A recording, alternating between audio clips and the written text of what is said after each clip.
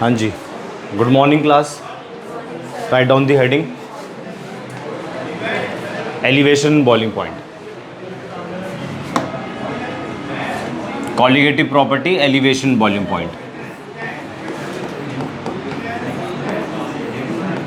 Colligative property,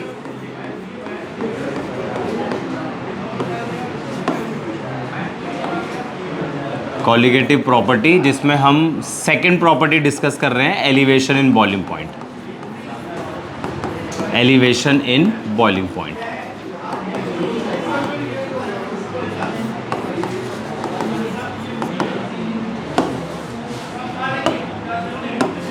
ठीक है, colligative properties ऐसी प्रॉपर्टीज होती है जो number of particles of solute पे डिपेंड करती है और नेचर ऑफ द सॉल्यूट पे डिपेंड नहीं करती है। ठीक है, कॉलिगेटिव प्रॉपर्टीज ऐसी प्रॉपर्टीज होती है जो number of particles of solute पे डिपेंड करती है, नेचर ऑफ द सॉल्यूट पे डिपेंड नहीं करती।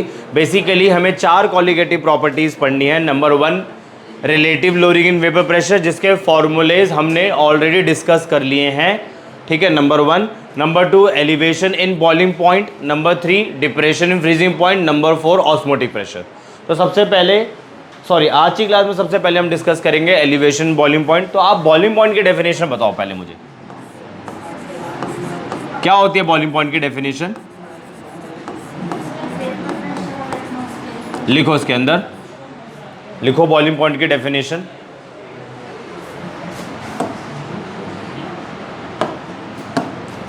The temperature at which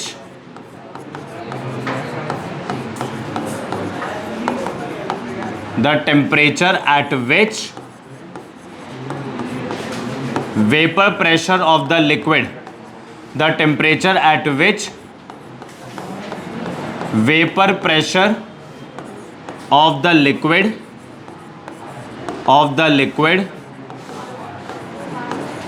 becomes equal to the atmospheric pressure,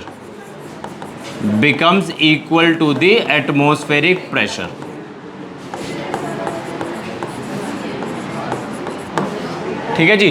जिस टेम्परेचर पे लिक्विड का वेपर प्रेशर एटमॉस्फेरिक प्रेशर के बराबर हो जाता है उसे हम क्या बोलते हैं? Boiling point. ठीक है ना, ये वो डेफिनेशन नहीं लिखनी है आप लोगों ने छोटी क्लासेस पे, सर जिस टेम्परेचर पे लिक्विड बॉईल करना शुरू हो जाए वो बॉइलिंग पॉइंट हो जाता है। नहीं, एक्चुअल जो डेफिनेशन वो छोटी क्लासेस के लिए बताई जाती है।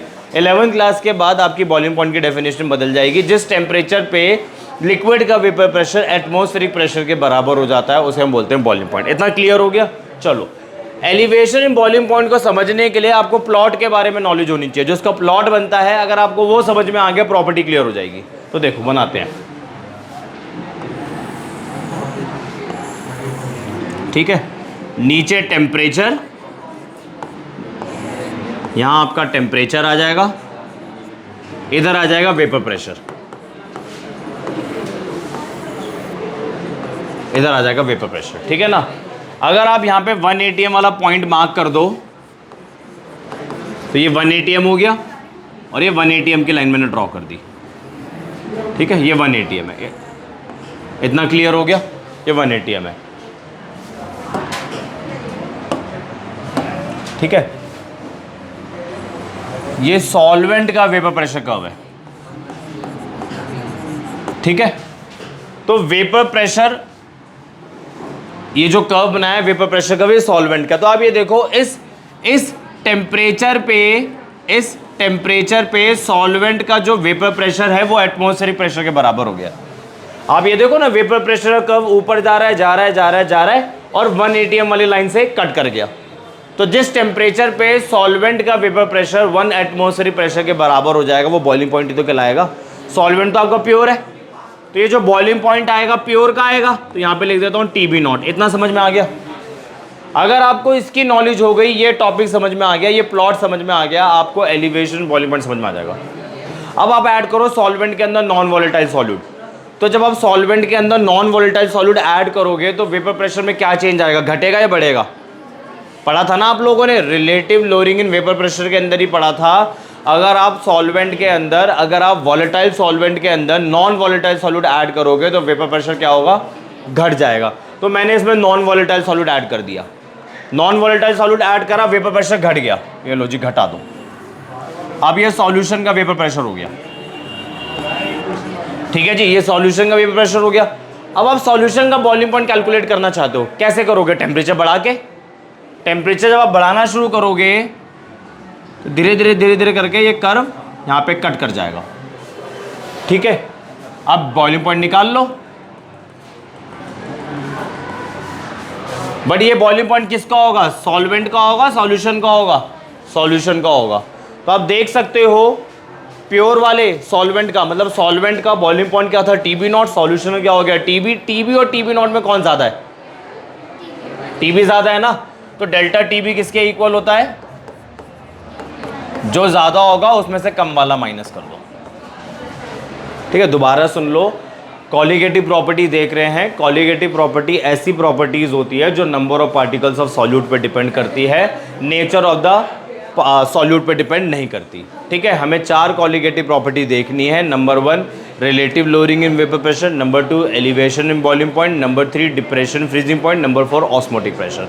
Relative lowering in vapour pressure हमने देख लिया है। आज हम डिस्कस कर रहे हैं एलिवेशन इन बॉइलिंग पॉइंट। सबसे पहले बॉइलिंग पॉइंट की डेफिनेशन देखी, जिस टेम्परेचर पे लिक्विड का वेपर प्रेशर एटमॉस्फेरिक प्रेशर के बराबर हो जाएगा उसे हम बोलेंगे बॉइलिंग पॉइंट, ठीक है।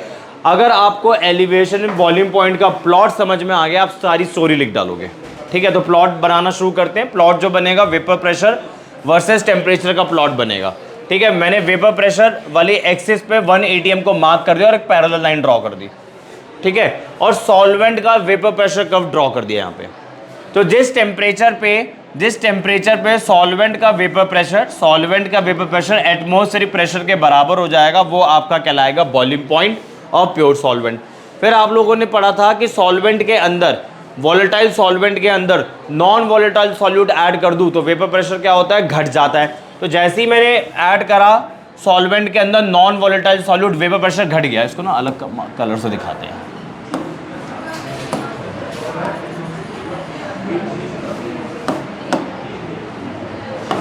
ठीक है। वेपर प्रेशर घट गया। अब आपको सॉल्यूशन का बॉइलिंग पॉइंट कैलकुलेट करना है। तो सॉल्यूशन का बॉइलिंग पॉइंट अगर आप कैलकुलेट करोगे, आपको टेम्परेचर बढ़ाना पड़ेगा।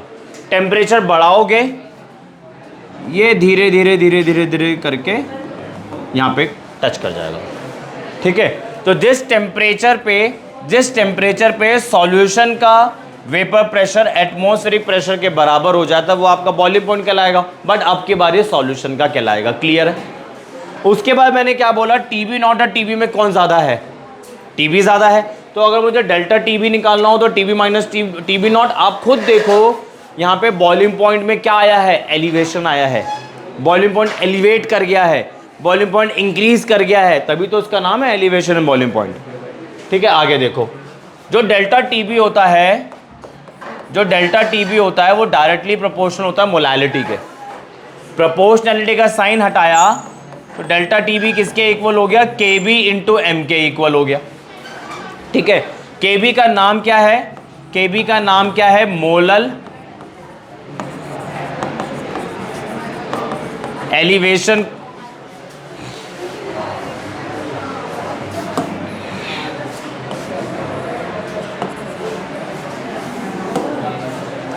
मोलल एलिवेशन कांस्टेंट, ठीक है। या दूसरा नाम क्या है? इबिलियोस्कोपिक कांस्टेंट, ठीक है। किसी कांस्टेंट को कैसे डिफाइन किया जाता है? किसी कांस्टेंट को अगर आपने डिफाइन करना है, कैसे करोगे? Delta TB is equal to KB into M. अगर आप यहां पे m की वैल्यू 1 कर दोगे तो डेल्टा टीबी किसके इक्वल हो जाएगा?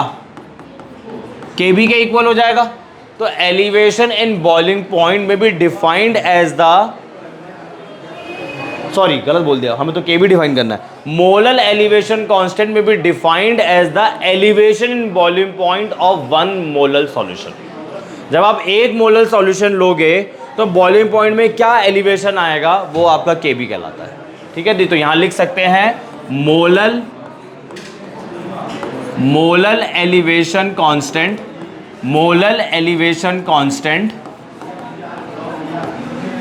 may be defined as the elevation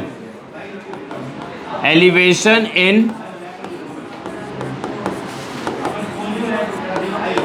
boiling point of 1 molar solution. अगर आपको यूनिट कैलकुलेट करनी हो केबी की, तो delta TB by M is basically equal to केबी।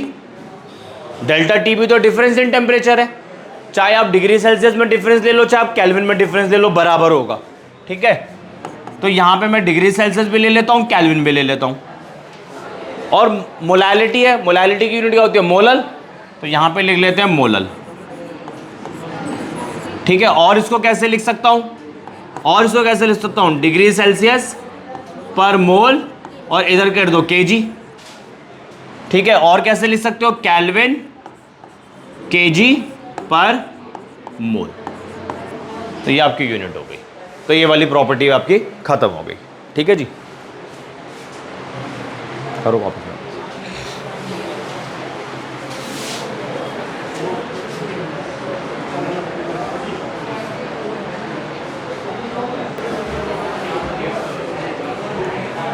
हाँ जी, आगे बढ़ते हैं। केबी का भी एक फॉर्मूला बन जाता है,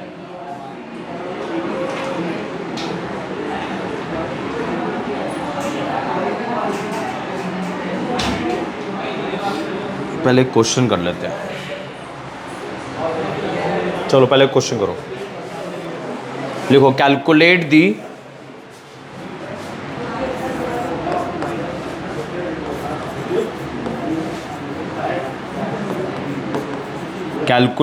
molal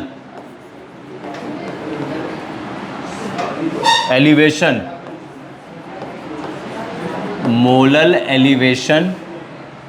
constant। Calculate the molar elevation constant of water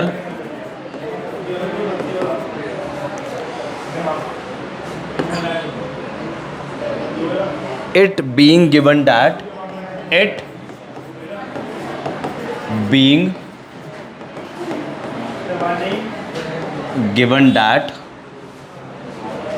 0.1 molar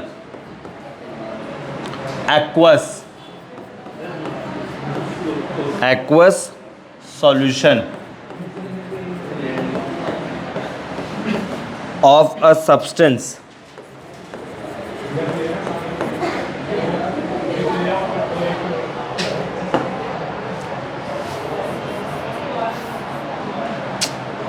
.1 molar aqueous solution of a substance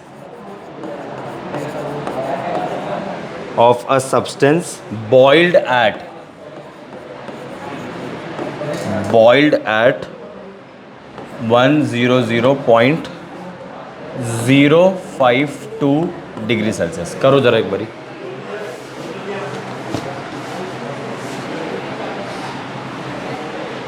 सबसे पहले गिवन डेटा लिख लो। सबसे पहले गिवन डेटा लिखो, calculate the molar elevation constant of water. आपको केबी फाइंड करना है, वो भी वाटर का। ठीक है, it being given that molality आपको दे रखी है 0.1 मोलल, तो डेल्टा जी भी चाहिए होगा। ठीक है ना भाई, इधर देखो ना, आप केबी निकालना है, एम दे रखा है, तो डेल्टा डी भी चाहिए होगा। जरा देखते हैं आगे। Given that 0.1 molar aqueous solution of a substance boiled at 100.052 degree Celsius. Solution के बारे में बात कर रहा है, सॉल्यूशन इस टेम्परेचर में बॉइल कर रहा है। और वाटर का बॉइलिंग पॉइंट कितना होता है? 100। सॉल्यूशन का ज़्यादा है बॉइलिंग पॉइंट, तो यानी कि एलिवेट कर रहा है बॉइलिंग पॉइंट, तभी तो ये एलिवेशन बॉइलिंग पॉइंट का क्वेश्चन बन जाता है आराम से। बट टीबी की वैल्यू हमेशा टीबी नॉट से ज़्यादा आएगी, तो डेल्टा टीबी निकाल लेते हैं एक बारी। Delta TB is equal to TB minus TB naught. TB कितना है? 0.052 100 0.052 -100। ध्यान रखना टेम्परेचर चाहे डिग्री सेल्सियस में हो चाहे टेम्परेचर केल्विन में हो, डिफरेंस सेम आना है। तो ये हो जाएगा आपका 0.052 डिग्री सेल्सियस। ठीक है जी, फॉर्मूला लिखेंगे अब हम।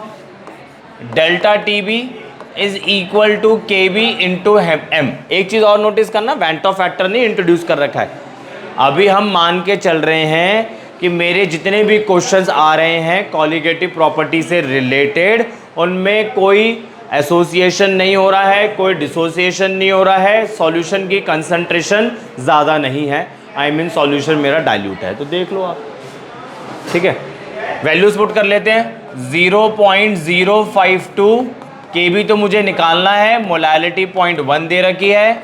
Kb is equal to 0.052 0.1, answer आ जाएगा 0.52।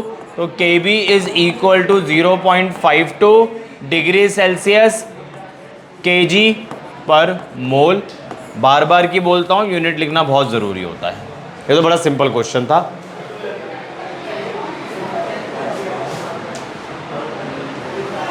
आगे बढ़े।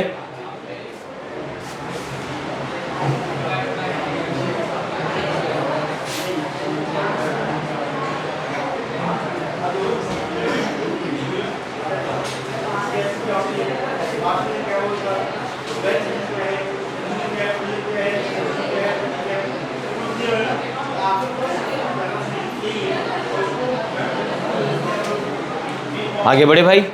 देखो अब एक फॉर्मूला लिखवाता हूं, फिर से क्वेश्चन करेंगे।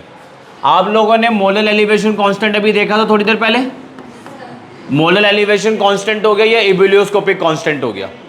इस कांस्टेंट को भी कैलकुलेट करने का फॉर्मूला है m1 r TB naught divided by 1000 m1 sorry into delta vaporisation h। उतारो।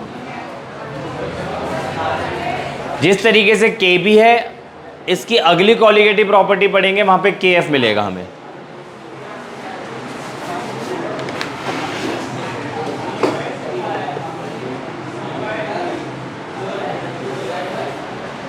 ठीक है जी, यहां पे हर एक टर्म के बारे में बात कर लेते हैं एक बारी।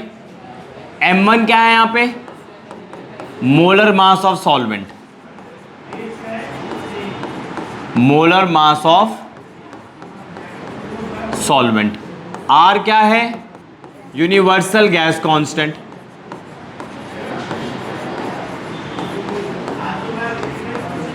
ठीक है, और R की तो आपने बड़ी सारी वैल्यू पढ़ी होगी, नहीं पढ़ी होगी, 11th चैप्टर ही नहीं था ना, स्टेट्स ऑफ मैटर। इक्विलिब्रियम में भी, हाँ चलो ठीक है पढ़ी होगी। तो R की वैल्यू क्या है, हमें कौन सी यूज़ करनी है? R की वैल्यू तो बड़ी सारी है, हमें दो ही यूज़ करनी है यहाँ पे। 8.314 जूल पर केल्विन पर मोल और 2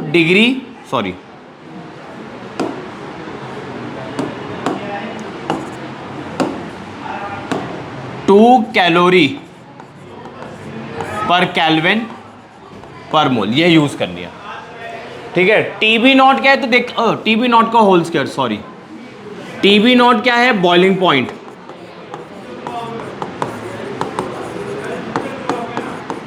boiling point of pure solvent. और डेल्टा वेपराइजेशन एच क्या है? वो तो ऐसे ही पता लग रहा होगा आपको, एंथैल्पी ऑफ वेपराइजेशन। ठीक है, मान लो आपको लेटेंट हीट ऑफ वेपराइजेशन दे रखी है, इसे हम बोलते हैं लेटेंट हीट ऑफ वेपराइजेशन। तब आपका फॉर्मूला क्या बन जाएगा? डेल्टा वेपराइजेशन एच नहीं दे रखा है, आपको लेटेंट हीट ऑफ वेपराइजेशन दे रखी है, तब आपका फॉर्मूला क्या बन जाएगा? तो देखो आप, जो लेटेंट हीट ऑफ वेपराइजेशन होता है वो किसके इक्वल होता है? Delta vaporisation H divided by m1, divided by m1। ठीक है जी, तो यहां से डेल्टा वेपराइजेशन एच अगर आप निकालो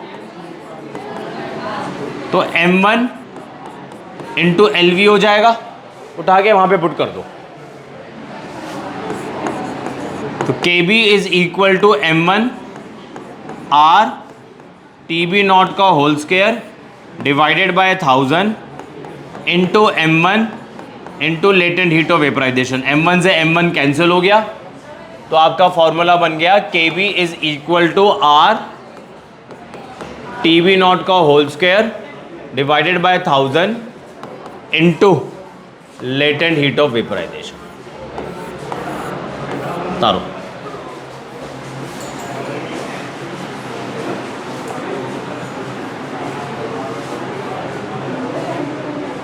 आया समझ में? कुछ नहीं, बस वैल्यू पुट करिए, इसकी जगह ये वाली वैल्यू पुट कर दी, m1 कैंसिल हो गया, कुछ नहीं कर रहा, वैल्यू पुट करिए बस।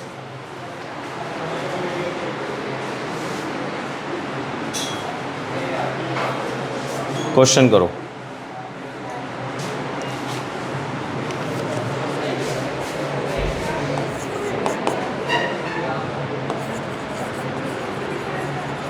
Calculate the molal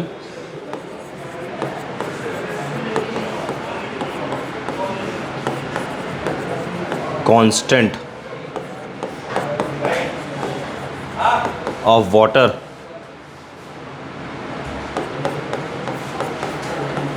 it being given that its latent heat of vaporization is 2.257 kilojoule per gram. ठीक है ना, 1 ग्राम की जो भी वेपराइजेशन हीट होती है उसे बोलते हैं लेटेंट हीट ऑफ वेपराइजेशन, और उसी को आप मोल्स में कन्वर्ट कर दो तो एंथैल्पी ऑफ वेपराइजेशन हो जाती है। फॉर्मूला आपके सामने है, क्वेश्चन आपके सामने है, सॉल्व करो। वैल्यूज को जरा ठीक से रखना बस, वैल्यूज को जरा ठीक से रखना बस। इक्वेशन ईजी है, बस यूनिट्स को यूज करते हुए, यूनिट्स को देखते हुए आपने थोड़ा ठीक से वैल्यूज पुट करनी है।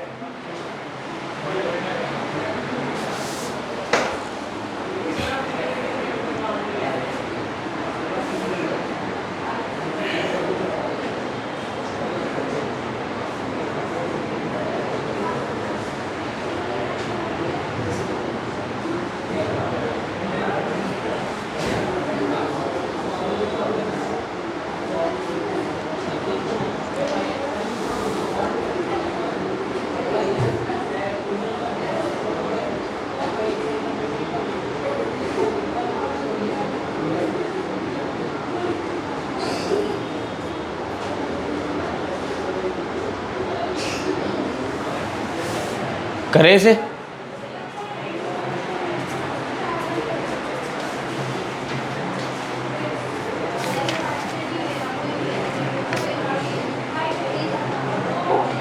करें, चलो स्टार्ट करते हैं। पहले तो गिवन डेटा लिख लेते हैं, एलवी ही पता है बस, एलवी बताना है बड़ी वैल्यू 2.257 यूनिट है किलो जूल पर ग्राम। ठीक ठीक, यही है ना। फॉर्मूला लिख लेते हैं एक बारी, KB is equal to R TB nought का whole square divided by 1000 into LV। LV वाला फॉर्मूला ये था मेरा, ठीक है ना। R की वैल्यू क्या पुट करोगे, 8.314 यूनिट क्या होगी, जूल पर केल्विन पर मोल। सुनो अब, R की कौन सी वैल्यू पुट कर रहे हो, यहां लिख रहा हूं मैं, R is equal to 8.314 joule per kelvin per mole. तो जब आप R की जूल पर केल्विन पर मोल वाली वैल्यू पुट कर रहे हो तो टेम्परेचर मुझे केल्विन में लेना पड़ेगा। सॉल्वेंट है पानी, आपका पानी का बॉइलिंग पॉइंट कितना होता है 100 डिग्री सेल्सियस, केल्विन में कितना होता है 373। तो यहां पर आ जाएगा आपका 373 का होल स्क्वायर। समझ में आया, क्योंकि यूनिट के अंदर केल्विन था तो मैंने टेम्परेचर केल्विन में लिया। आगे देखो, डिवाइडेड बाय 1000 इंटू LV के बारे में बात करते हैं। यूनिट क्या है 8.31 जूल, ऊपर क्या है किलो जूल, तो इसको क्या करूंगा, जूल्स में कन्वर्ट करूंगा, तो 2.257 इंटू 10 के पावर 3 अब हो गया जूल पर ग्राम। तो 2.257 इंटू 10 की पावर 3 जूल पर, यूनिट क्यों लिख रहा हूँ जब कहीं नहीं लिखी, तो यहाँ पे भी नहीं लिखूंगा। अब आपने इसे सॉल्व करना है।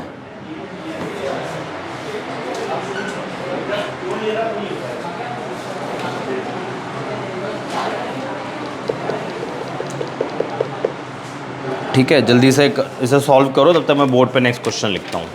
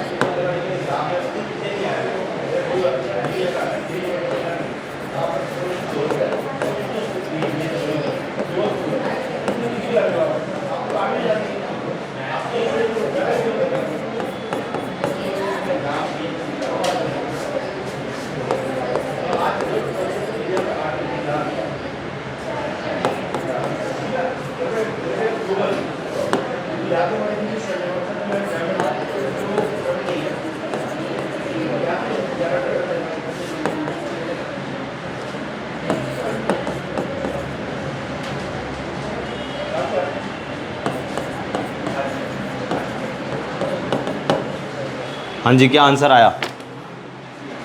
अरे वो सॉल्व करो ना, तभी तो मैं क्वेश्चन लेकर रहा था।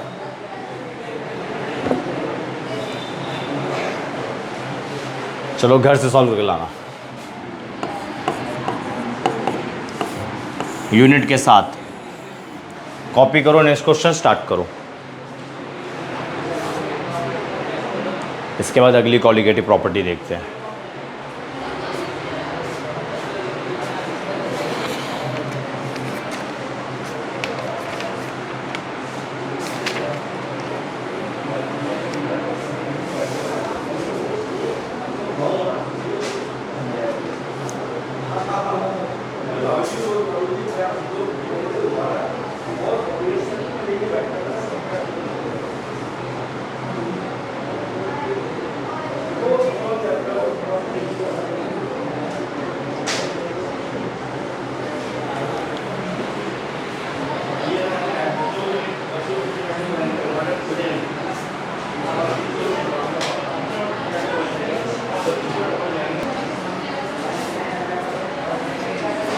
हाँ जी, the boiling point of benzene is 353.23 kelvin. Benzene का बॉइलिंग पॉइंट आपको दे रखा है। When 1.80 gram of a non volatile solute was dissolve in 90 gram of benzene. Weight of solute दे रखा है, नॉन वॉलेटाइल बोला उसने। डब्ल्यू बी आपको दे रखा है 1.80 ग्राम। डब्ल्यू ए आपको दे रखा है 90 gram. The boiling point is raised to 354.11। तो पहले प्योर वाले का बॉइलिंग पॉइंट लिख लेते हैं टी बी नॉट, और वो कितना है 353.23 केल्विन। और जब आपने सॉल्वेंट के अंदर नॉन वॉलेटाइल सॉल्यूट ऐड करा तो बॉइलिंग पॉइंट बढ़ गया, कितना बढ़ गया 354.11 केल्विन। चलो जी, और क्या गिवन है? Molar mass of the solute आपने फाइंड करना है, डेल्टा एम बी, सॉरी ये आपने फाइंड करना है और के बी गिवन है 2.53 केल्विन केजी पर मोल। चलो स्टार्ट करते हैं, इजी क्वेश्चन है। Formula is delta T B is equal to K B into M. M क्या होता है? Given mass upon molar mass into 1000 by W. यही होता है ना molality, W B upon M B 1000 divide by W A. और यहाँ पे delta B, sorry delta T B, delta T B एक बार ही निकाल लेते हैं। T B minus T B not, T B की वैल्यू क्या थी? 354 पॉइंट, बताना एक बारी, 0.11 माइनस 353.23। सब्ट्रैक्शन कर लेते हैं एक बारी साइड में, 354.11 353.23 8, यह आपका 10 हो जाएगा, 8 आ गया इधर, पहले इधर से 1 आएगा, फिर ये 1 इधर 10 8 0.88 आ रहा है, 0.89 आ रहा है। अच्छा 11 में से 3 गया, 11 हाँ 9 8 9। तो अब वैल्यूज पुट करना शुरू कर रहा हूँ। 0.89 के बी कितना है? 2.53, डब्ल्यू बी है मेरा, बता दो मुझे 1.80 एम बी मुझे निकालना है इंटू 1000 और डब्ल्यू ए इज 90। क्या बचा क्वेश्चन में अब?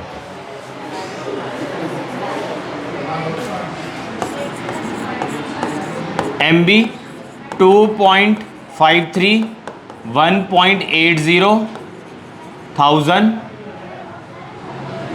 डिवाइडेड बाय 0.89 इंटू 90, कितना आ रहा था? 56 ग्राम पर मोल। चलो नेक्स्ट हेडिंग डालो, depression freezing point.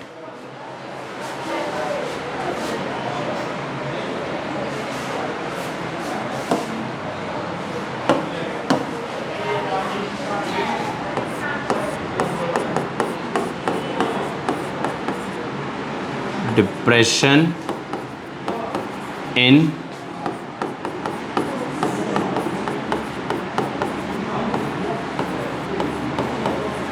Freezing point.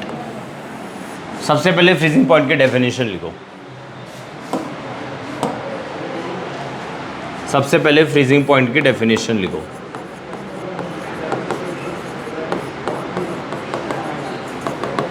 The temperature at which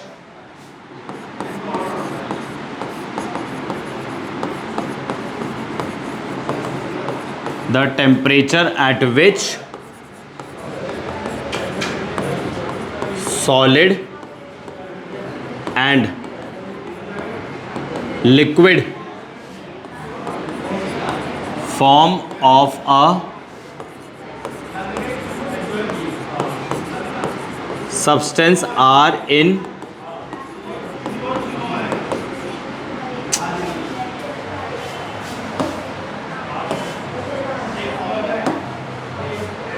the temperature at which solid and liquid form of substance are in equilibrium। ठीक है ना? जिस टेम्परेचर पे किसी सब्सटेंस का सॉलिड और लिक्विड फॉर्म एक साथ एग्जिस्ट करता है, इक्विलिब्रियम पे होता है, उसे हम बोलते हैं फ्रीजिंग पॉइंट। एक और डेफिनेशन है इसकी, the temperature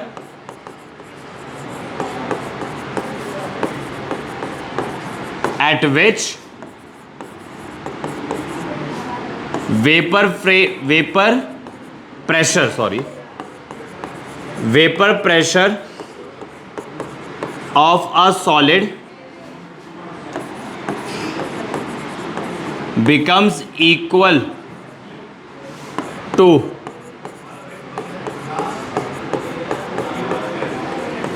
vapor pressure of liquid। ठीक है? जिस टेम्परेचर पे सॉलिड का और वेपर लिक्विड का वेपर प्रेशर बराबर हो जाता है वो भी आपका फ्रीजिंग पॉइंट कहलाता है। सेम सब्सटेंस रखना, कहीं दूसरे सब्सटेंस का सॉलिड ले लो, किसी दूसरे सब्सटेंस का लिक्विड ले लो, ऐसे नहीं होगा। ठीक है, अब आगे बढ़े। जैसे मैंने आप लोगों को एलिवेशन इन बॉइलिंग पॉइंट के अंदर प्लॉट समझाया था, इसी तरीके से यहाँ पे भी एक प्लॉट है। प्लॉट समझ में आ गया, समझ लो कहानी खत्म। तो बनाते हैं प्लॉट। टेम्परेचर, ठीक है, ये आपका वेपर प्रेशर हो गया, ये मेरा प्लॉट हो गया, ठीक है। सॉलिड,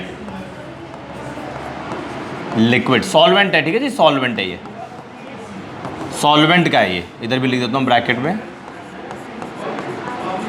सॉल्वेंट का है ये, सॉल्वेंट का, ठीक है। एज यूजुअल हम क्या करते थे, सॉल्वेंट के अंदर नॉन वॉलेटाइल सॉल्यूट ऐड करते थे।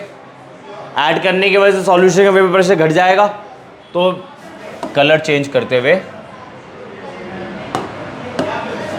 लिक्विड सॉल्वेंट के अंदर आपने नॉन वॉलेटाइल सॉल्यूट ऐड कर दिया। नॉन वॉलेटाइल सॉल्यूट ऐड करा, वेपर प्रेशर घट गया।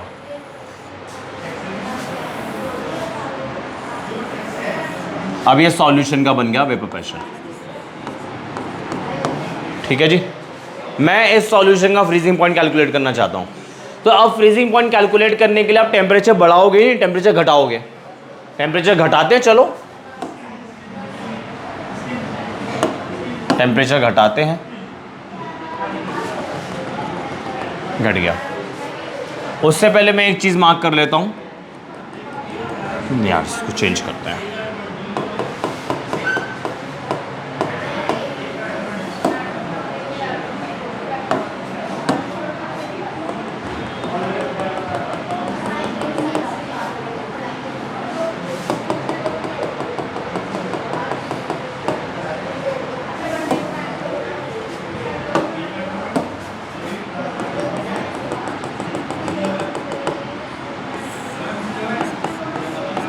TF नॉट, सॉल्वेंट का freezing point,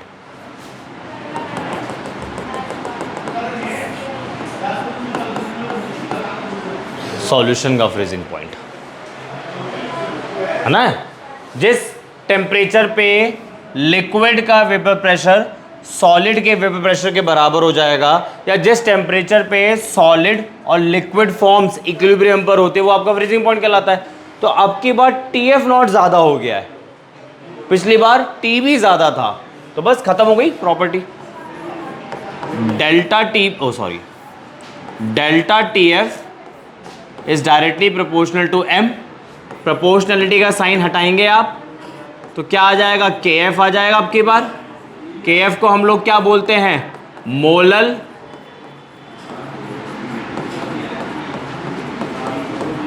depression constant,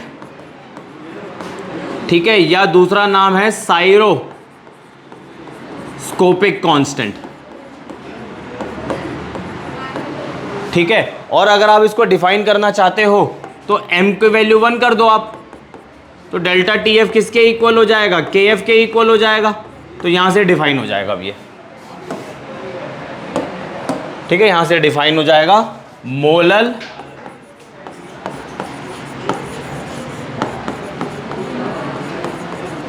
depression constant may be defined as depression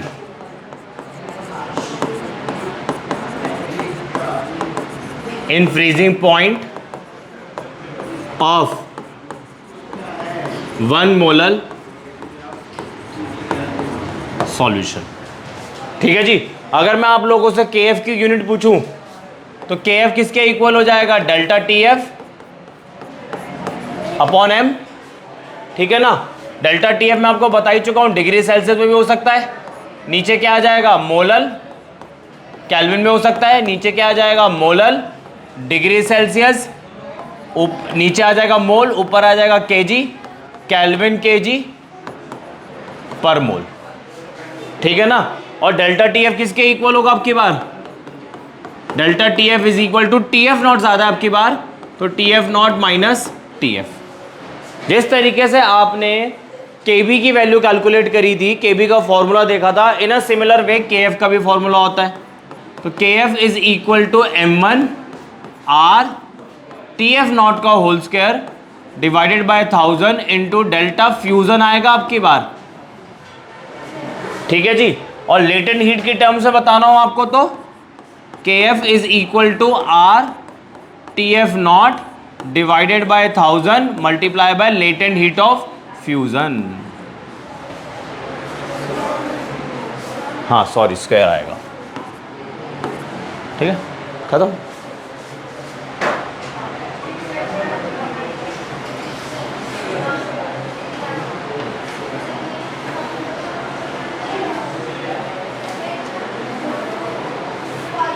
ठीक है जी, that's all for today and for more chemistry videos kindly subscribe my channel, share my channel and do comment also.